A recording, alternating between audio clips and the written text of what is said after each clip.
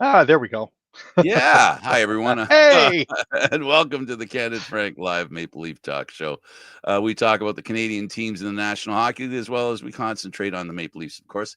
If you'd like to see or you enjoy what you watch, you can always join us and subscribe at YouTube channel Candid Frank Stanisci 1030. And of course, he's Aaron William Freeland. You can find him on Facebook. You have a Twitter handle too, but you still give me the Twitter handle. I never Uh, asked you about it. yeah, no, of course. My Twitter handle is actually at L_meathead. So that is where to find me. It's an old holdover. It's been around for a while. It's capital EL_ capital MEATHEAD. You can also find me as L Meathead on threads.net and on Blue Sky. So I am on all three of those. I am also on Twitch. So you can find me there as well if you're truly interested.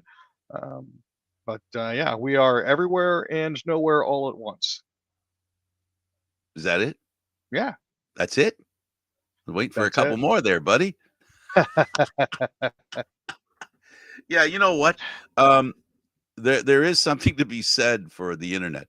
I guess you know we joke sometimes about the fact that being a Leaf fan means sometimes you can't say you're sorry, or you don't want to say you're sorry, or you feel like you should say sorry. Right now, the Leafs have been literally hot and cold for periods of time, and they've gone like 3 games losing, 3 games winning.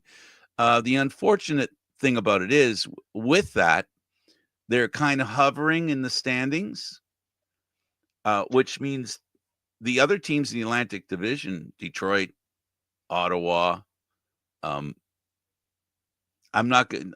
I guess Detroit and Ottawa are pretty much the two teams that have been really improving. Tampa, Boston, um, well, they won't count Montreal. They're hovering in the wrong zone. Have been hovering like the Leafs have, right? For the most part, they're pretty much Yeah, where they've been, and there's a dangerous situation for all those teams. They're all there's to my count, there's 6 teams in the Atlantic Division, maybe 7 if Montreal cleans up its act, that could actually be truly fighting for the 5 spots max that they can get. Max, because if anybody in the Metropolitan Division, if they play really well, that'll be another Atlantic team that won't be in. And we've got right now the 2 wild cards are from the Atlantic Division, and the yeah. Leafs are in that Atlantic Division. It's a rather interesting situation to find yourselves in. Ottawa has been 7-3-0 in their past 10. Detroit has been 7-2-1. Tampa Bay has won their last game, but they've been sliding lately. Detroit's on a 7-game win streak. Okay? So, take that with a grain of salt. But they're currently sitting in the number one wild card spot right in front of the Tampa Bay Lightning. Um, Buffalo's won 4 in a row, but they're way down the standings with 49 points. The Flyers and the Penguins are both 4-5-1. The Habs have been distressing lately. They just managed to win a game to break their, I think it was a 4-game losing streak. It's not been a rosy picture, for sure. For some, it's been very good. Ottawa is finally becoming the team that you and I both know they could be. Um, and I got to say, I've been waiting for a few years for this, and we waited through coaching changes. We waited through player changes. We waited through them bringing in older, more experienced players that have added some, I guess, stability to the franchise. And there's been no more a stable move than the one that saw the new transition, new ownership. I think, Aaron, I've told you over the years that ownership makes a difference. And I don't think it's a coincidence this owner's come in and the team looks totally different. Yet you would ask yourself, well, what the heck does the owner have to do with it? A lot of it is attitude, man. If the owner is upbeat about what's going on and isn't a doomsayer and doesn't make people feel, like, oh, woe is me, everything is terrible, there is a very good chance that that team will do a heck of a lot better. So I'm just grateful to see the new ownership is doing what they can to try to help everything along here. Being relentlessly positive is a good thing in this particular case. And faithfully adhering to the decisions you make, There's that too. Yeah. I mean, the right? fact that he's willing to back up his words with actions, and he's been as consistent as he has been with this sort of thing is very heartening. An owner can't be involved day to day, but there are times when the owner has to establish, um, whatever it is that he thinks is what's important for the team. In this case, I don't think it's an accident that the Ottawa Senators have done something that I think was important as I thought it was for Toronto. Hmm. Um, there are two things that are the same here when you talk about the Leafs and the Senators. They both had coaches with no experience. Now, with different results, right? Like Yeah. Ottawa had their young coach didn't bring them to the playoffs. They got him from the Leafs, but they didn't really make the playoffs. So that's not a good thing. With the Leafs, in their case, their young coach couldn't handle the pressure of the playoffs. And by handling the pressure of the playoffs, I mean have the right players and have the right mentality installed in those players to play in the playoffs. There's something to be said for experience. So not only, I'm going to give the owner credit in Ottawa, and when I do that, it seems kind of silly because the Leafs don't have a new owner, but they have a new attitude at who should coach. They decided to bring experience. Aaron, sometimes and I'll let you comment to this. Sometimes we talk about bringing out the old, the old coaches, the carousel, right? Yeah. And there's something to be said for that carousel gets a little tired, a little rickety. No, it definitely does, and I think a lot of the issues that we run into here is uh, people want more of the same, and they want that familiarity that a certain coach and a certain coaching style brings. And that unfortunately tends to stifle creativity in the NHL, which can cause problems.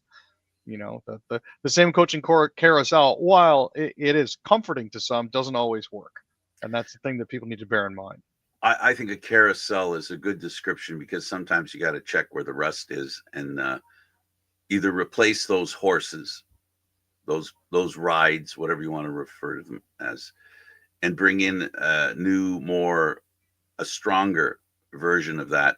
And the Leafs making the change they made, I was pushing for an experienced coach for a long time, even after they let go of a very experienced coach in Babcock. He Hmm. just was the wrong coach for that GM. I think that's a fair statement. So what are we saying there? We've said ownership is important. Ownership needs to make a decision and stand by the decision and not interfere with the decisions that decision makes. Hmm. So in other words, you got to hire the right GM. And if you're an owner and you have a president like the Leafs do, you got to hire the right president and you got to trust him or her to hire the right GM. And in turn, everybody has to look at that GM and say, okay, we're here to help you. Any advice you need, we'll talk to you. It doesn't have to be you know, a GM that doesn't listen to everybody else, because that's important too, right, Aaron? You got to get advice from the outside.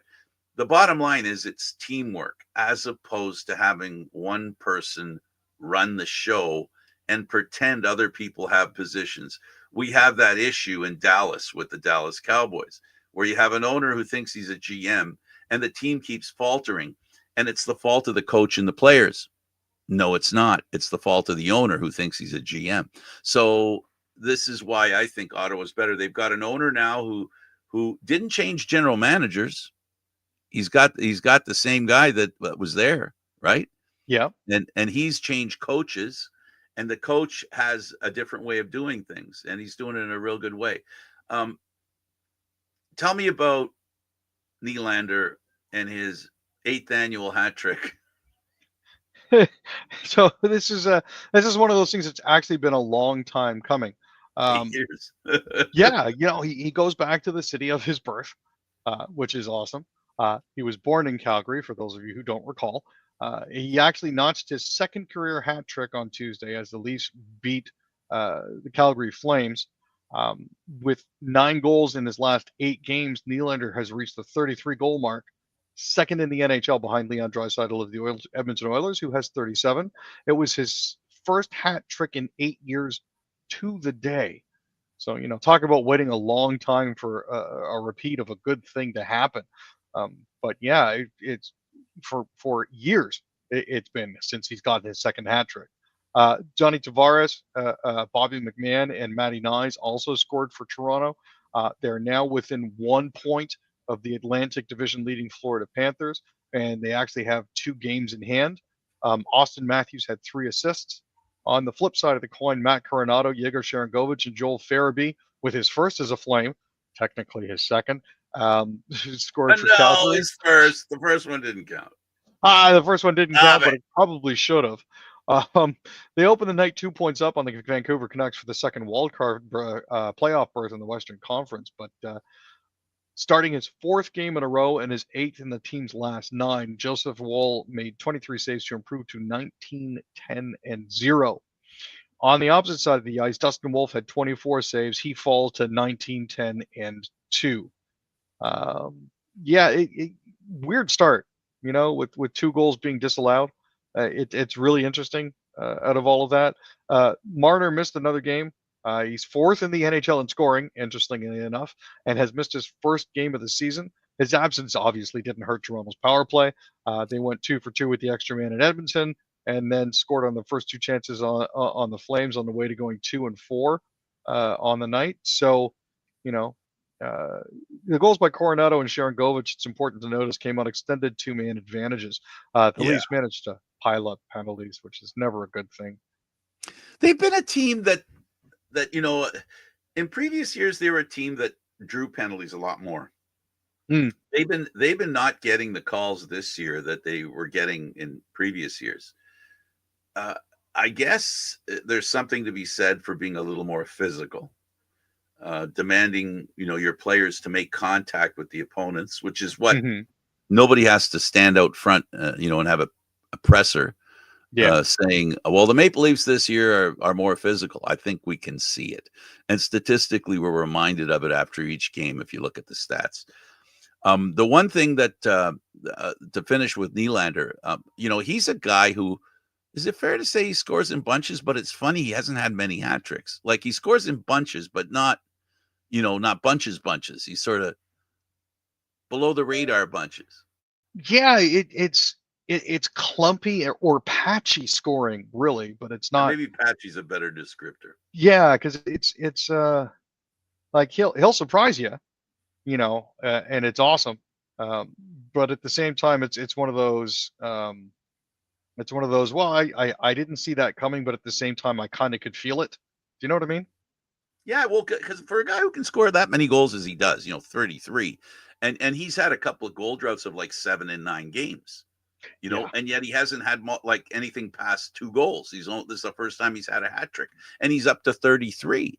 So he gets his 1-2 goals, a lot of them. He doesn't get the third one, but I got to tell you, he has probably been one of the main reasons why the Leafs scoring hasn't been a problem, because how do you make up for what I guess Matthews would have had by now? He would have had something like 35.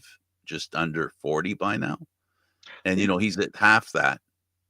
The way that he's been scoring this past little while, he's actually on a 70-plus goal pace, which is absolutely nutty to me. Obviously, he's not going to reach that just based on the way his season has fallen out. But, at the same time, it's been one of those, he's back and he's on course. And, it's going to be a nightmare for other teams come the playoffs. Absolutely. Let's go over to talk about to the Leafs head coach Berube. Are you concerned? I'll be honest with you. I don't think he is. He's even come out publicly and said, Marner may be hurt, but at the same time, I'm not really worried about it. He doesn't think it's serious. I'm hoping he's available the next game. Um, that's the way to look at it. We'll see if he can get on the ice Wednesday. We'll see how he reacts. He was better on Tuesday afternoon, so that was a good sign. And you'll basically go from there. Yeah, he was spotted at the rink following the game and walking around without any signs. Without any aid, or he wasn't limping, so it doesn't look like he was dealing with any sort of injury, which is positive news. Um, but it looks like they're actually giving him a couple days maintenance. So Speaking of that is. maintenance, speaking of maintenance, Nylander's looking for some. Oh yeah, he's definitely thinking the best way to celebrate getting a hat trick might be to take the day off. I don't necessarily blame him. I know you're getting into a certain part of the season now where players are getting more banged up, and the occasional day out of the spotlight and you know off, maybe lying down on the couch with your dog, isn't necessarily the bad thing. Uh, How about Stollers? He's on his way back, Stollers. he is almost back. He has been seen on the ice. He has been working out with the team. I don't think he's been taking very heavy reps, um, but that's okay. This is bone chips in the knee is never something that you really want to rush anybody back from. Yarncroke and Hakanpää have both been on the ice as well, um, not taking contact, but they're at least working with skating coaches and looking like they're getting some puck work in. So Yeah, that's a good thing. Hakanpää has finally bowed out of playing for the Finnish team in the All-Star Festival. I mean, it was bound to happen at some point. It's not all. It's not like you can just magically come back from what he had. So, well, hopefully he'll be able to get into some games for the Leafs this season because I really would like to see him play. We saw him a couple of games, and he was interesting on the ice. Yeah. It'd be interesting to see. Like, this guy has not played for the Leafs for any amount of time that's relatively reasonable. I mean, he's played very little, and he was good enough to be called by the Finnish team to play for them. Finland's not a slouch. Not just anybody could play for Finland. They're a team that's pretty dominant in the world of hockey. So, and he's a guy who could make that team. At least they felt he could have made that team. So there's something to be said for him. I mean, there's only they've got a player per team. You've got Nylander, with Sweden. You've got Marner with Canada, and Austin Matthews with the U.S.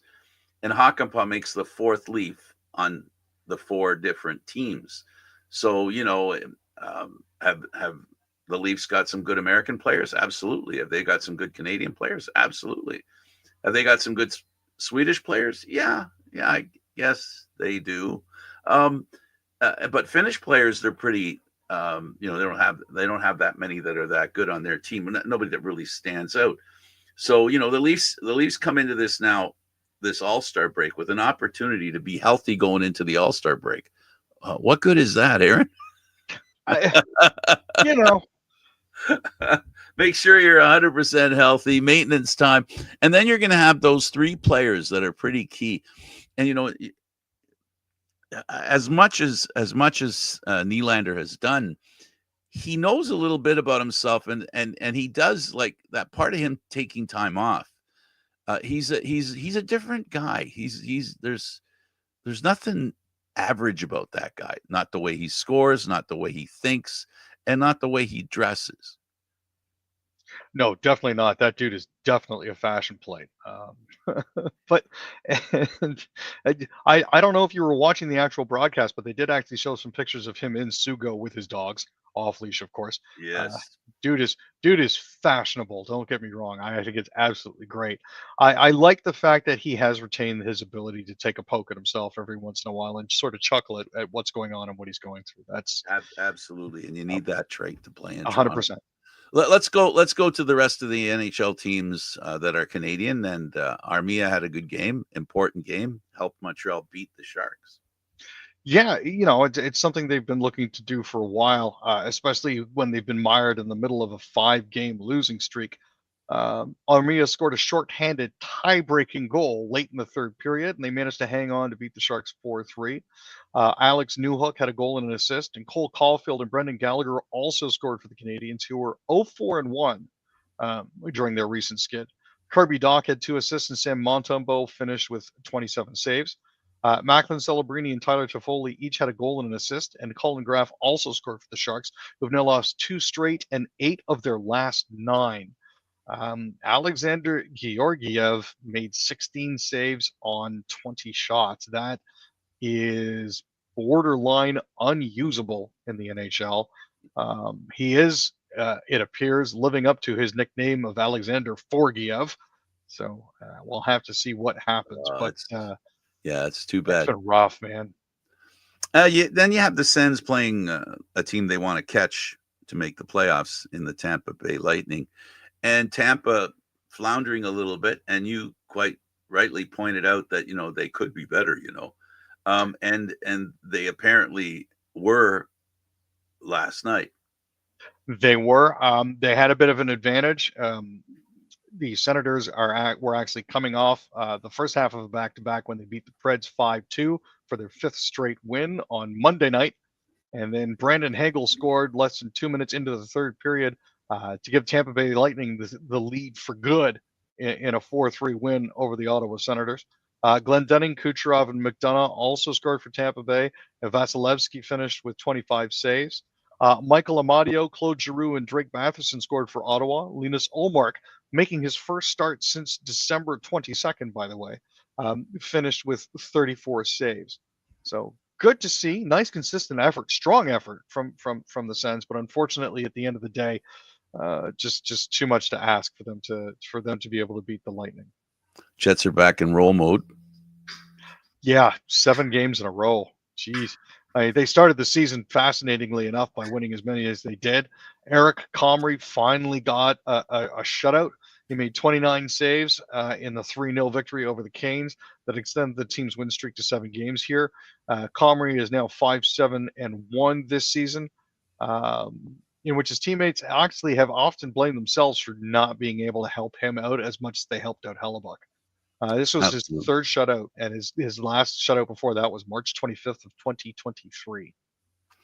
How about Brown scoring for the Oilers to win a game? What a goal! I saw that goal. It was awesome. It was a beauty of a goal, and who'd ever think that Connor McDavid would be acting as the distraction for Connor Brown, like, of all people. His first goal in like a month.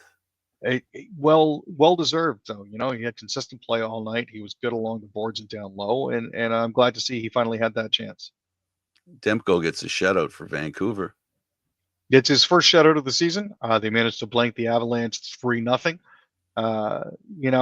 Jake DeBrusk, Brock Besser, and Drew O'Connor scored the goals. Thatcher Demko only had to make 25 saves. Now, the Canucks find themselves tied with the Calgary Flames in points percentage, but are still outside the playoffs due to the tiebreaker. That was one of the best home games I think that I've seen Vancouver play this season. I was flipping back and forth between this game and the Leafs game. But while the team as a whole played well, Demko was definitely the highlight. So I'm very happy for him to get that win. Let's close it out with a couple of other Toronto teams, and we'll start with the Raptors, who apparently have, with injuries now behind them, they seem to have a pretty good team after all. They do. They've put together a bit of a win streak before having it snapped. Have won the last 2 games, but I think they're still looking to tank, but in a slightly more ethical fashion than just straight up throwing up their hands and going, "We give up." There is a lot of youth that this team has to work with, so that's a good thing for them. But I think they're just looking to sort of ease themselves into a draft lottery position, just to make sure that they actually have an opportunity. Now the Blue Jays, they brought in Max Scherzer, who didn't really have that good a year last year. He was 2-4, but he's making 15.5 million for this one season, and he's got a lot of bonuses he can earn. Yeah, everything seems to have checked out just fine. I know that there were some concerns that he might not necessarily pass a physical. He has had some issues over the past couple of years when it comes to injuries and staying healthy. His career regular season record is 216 to 112 with a 316 ERA and 3,407 strikeouts. Now, some of the milestones that they have for him are he can get a bonus of 150 grand for winning a Cy Young, 125 grand for finishing second, 100,000 for third, 75,000 for fourth, and 50,000 for fifth. He can also add 50 grand to his total by being named an All-Star, 50 grand for a Gold Glove, 50 grand for a World Series MVP, sorry, and 25 grand for a League Championship Series MVP. Yeah, I'd like to think that he's recovered. All the word coming out now is that he has been for the most part. We're just hoping he manages to stay healthy for the entire season.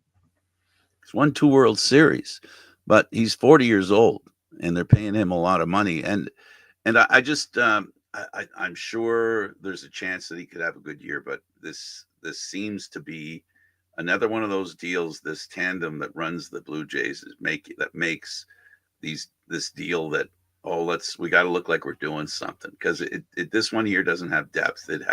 It's a surface move in my opinion, and we'll find out early in the season how factual that statement is. It's interesting to say the least. Aaron, the biggest news out there, I guess, would you agree, is the provincial election happening in Ontario? I still haven't received my $200 check from Doug Ford, so I'm currently undecided as to who I'm going to vote for.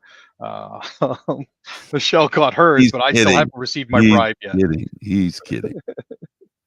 He won't vote for him if he gives him $5,000.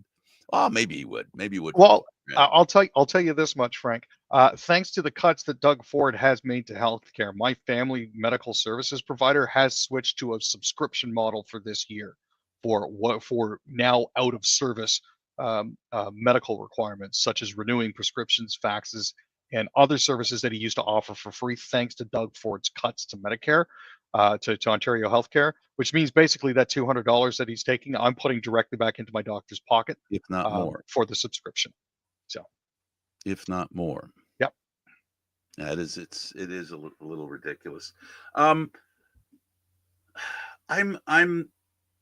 I told you a few weeks ago that there'd be both elections, and now that the Ontario one was a snap election, because I guess the reason Ford was doing it, and the reason they're doing it, Aaron, is they felt that probably polls told him that he would stand a better chance of getting reelected the worse Trump behaved. And now that Trump has caved, do you think there might be some second guessing of themselves at the PC party, that maybe things aren't going to be as easy as we thought? Because I think that's the general thought, is that they're convinced that Doug Ford has, no matter who the Liberals put up or the NDP, he's the stronger candidate. But if there isn't a way to prove that he's a stronger candidate, does it matter? In other words, if the tree falls and nobody's in the forest, does anybody really hear it?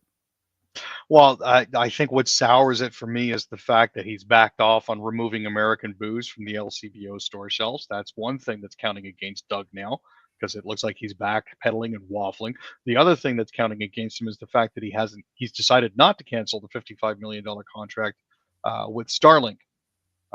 Had he continued with and followed through on that, I think a lot of Ontarians would be viewing him in a more favorable light as well. And Starlink is the Elon Musk internet availability. It's a very good bit of hardware, though. Oh, admittedly, it's a very good bit of hardware, but when you look at the fact that Elon and his muskrats are trying to pirate social insurance numbers from people in the States, as well as seize control of a lot of the government's payment methods and write themselves backdoors, that kind of, to me, sours the whole Starlink experience. Now, don't forget, Starlink was also the same company that tried to trap people that signed up for a free month during the most recent hurricane season. With the storms that hit the States, they were offering Starlink free to individuals who provided their banking information. That, however, would have locked them into $249 a month contracts once that 30 days was up. So again, great platform, great technology, unfortunately, really crappy owner. Well, On that note, Sorry. no, it's okay. All I know is, Aaron, that there's, well, anyway, we all know, everybody past whatever age knows that there are businessmen that are upfront and honest, and then there's the other type. I'll leave everyone to decide when they're dealing with people which ones those people are. They can figure it out on their own. They don't need my help. But No. Thanks for doing this, Aaron. Hey, always glad to, Frank. Have a great night. And you too, folks. Remember, if you want to follow us, you can do it on Candid Frank Stanisci YouTube. Thanks for watching, everybody.